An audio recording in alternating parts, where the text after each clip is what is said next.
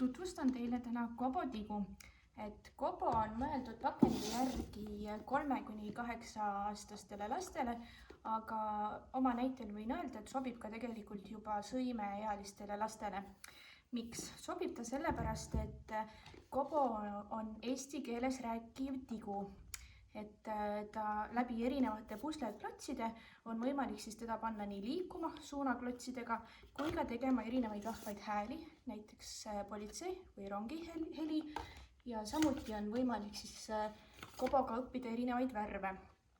Kobo käib tööle siit põhja alt ja siin on üks oranž nupp, mida tuleb paar sekundit peal hoida.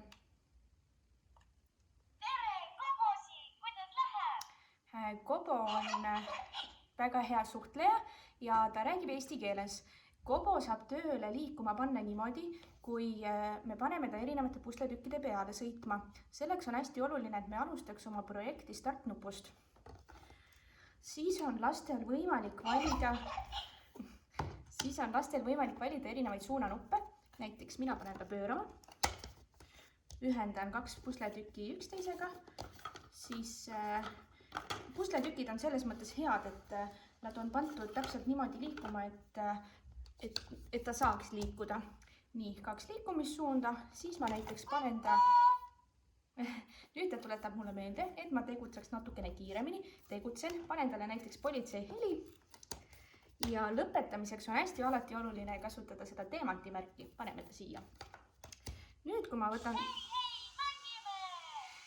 ma võtan Kobo endale kätte, et temaga mängida, asetan ta startnupu peale ja ütlebki mulle, et ta on mängimiseks valmis. Selleks, et ta hakkaks sõitma, vajutan siia Kobo peal olevale oranži nupu peale ja Kobo hakkab sõitma. Alustame! Pööre paremale! Edasi!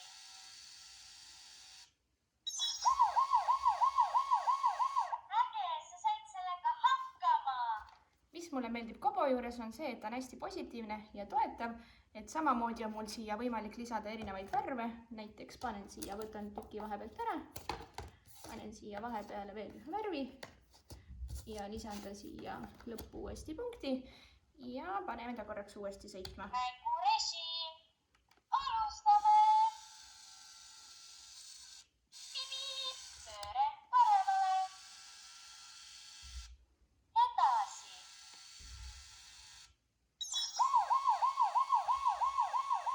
Kollane!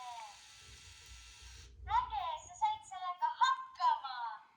Nii, panen kinni. Head aega!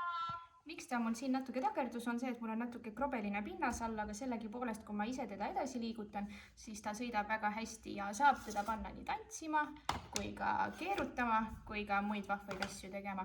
Nii et kindlasti sõnade õppimise mõttes eesti-vene lastele väga motiveeriv ja ka väiksematele lastele, kellel võib olla kinnistada värve või erinevaid mõisteid.